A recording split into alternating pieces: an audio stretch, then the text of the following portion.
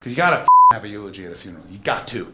You got to. I have no love for the Protestant segment of Christianity, but they have figured out how to do a funeral. 45 minutes, one person gets up, says 3 nice things, then everyone gets drunk. It's perfect.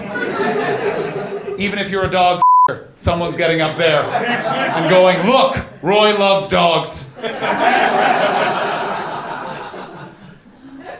So with 5 minutes left to go, I found a quiet corner in the reflecting garden, started writing out my speech. And then I was joined by another comedian.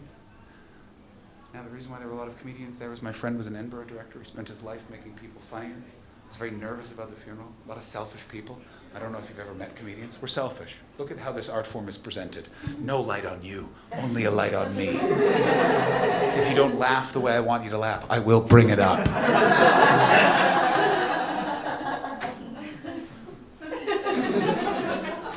Surprise, that was a callback all along. Thank you, comedians, for enjoying the structure. The rest of you, that portion wasn't for you. And I just wanted to escape that selfishness that day, and I wasn't able to. I was joined by a comedian, 49 to 51, I would guess his age. You know, that sort of Generation X hypocrite kind of person where you can't call him on his bullshit, but you know, he says he's liberal, but if you're gay, he's bringing it up.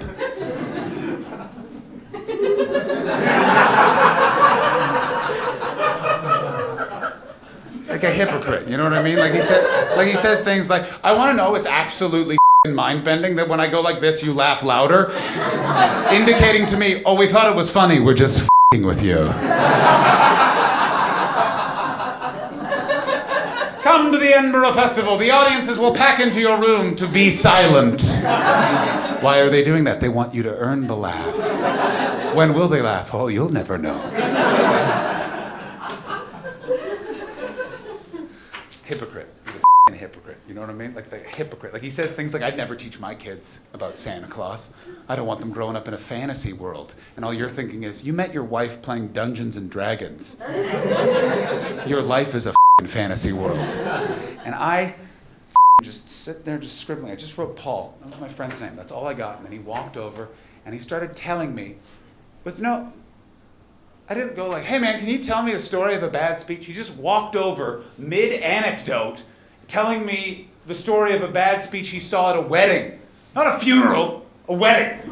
Where the bride's father got up and told the following speech about the bride's ducks when she was 7. They were named Daffy and Dolly. And evidently when the bride was 7, she went for a walk to find her 2 pet ducks. And she encountered them at the side of a riverbank. Yeah. Dolly Daffy. What a surprise. And evidently she didn't know what was happening because she was 7 and unfamiliar with the truly violent and intense lovemaking that ducks are known for.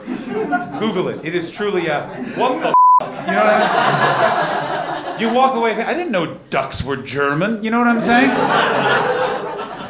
And she didn't know it was sex. She just thought one duck was attacking the other duck. This was traumatizing to her. But she was 7, so to comfort with the trauma, she wrote a song that she would sing before bed because she was afraid of having nightmares of the ducks attacking, that she would relive. A song that was then sung to me by the comedian at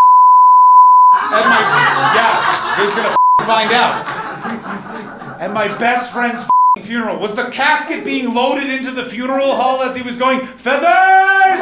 Yes! And then he leaned forward to me and said, so what would you have done if your daughter saw 2 ducks fuck?